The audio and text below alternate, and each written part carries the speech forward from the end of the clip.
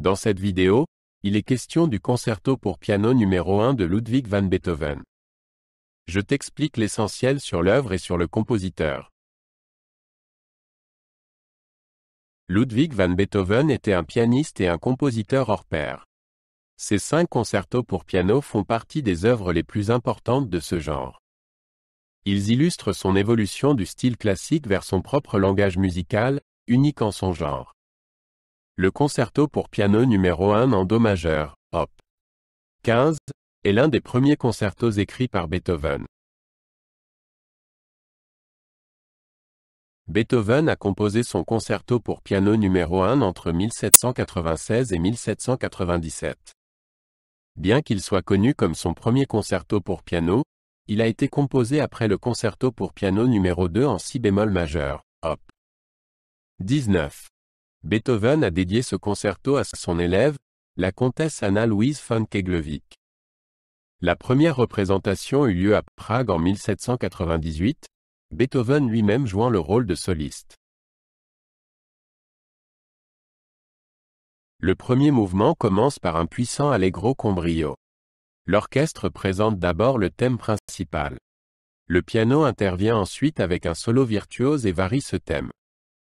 Beethoven joue ici habilement des contrastes entre l'orchestre et l'instrument soliste. Le mouvement se termine par une conclusion dynamique et énergique.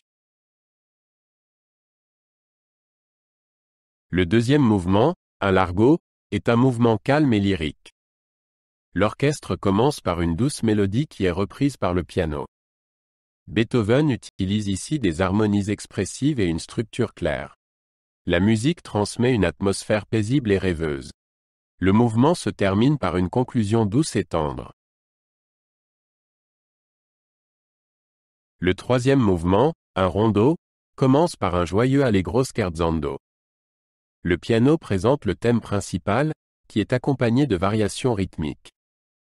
Beethoven utilise ici une forme de rondo clair, dans laquelle le thème principal revient à plusieurs reprises. Le mouvement se termine par un final vif et plein d'humour. Le concerto pour piano numéro 1 présente les premières caractéristiques de composition de Beethoven. Il est fortement influencé par les modèles classiques de Mozart et Haydn. Cependant, Beethoven intègre déjà son propre langage musical, notamment dans les solos de piano virtuose. Les contrastes entre l'orchestre et l'instrument soliste sont clairement élaborés. Le concerto pour piano numéro 1 marque les premiers pas de Beethoven dans le genre du concerto pour piano.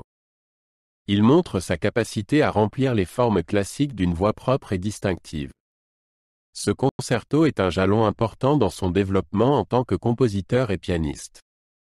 Il reste une partie intégrante du répertoire pour piano.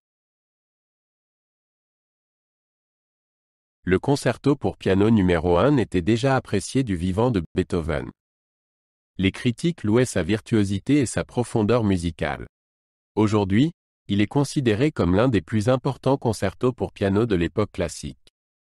Les pianistes et le public l'apprécient tout autant pour sa structure claire et sa palette émotionnelle. Ludwig van Beethoven a laissé un riche héritage musical. Ses concertos pour piano témoignent de son extraordinaire créativité et de la profondeur de sa composition. Le concerto pour piano numéro 1 est une preuve de son génie et de son infatigable soif de création. Il reste un élément incontournable de la musique classique et inspire encore aujourd'hui les musiciens et le public du monde entier.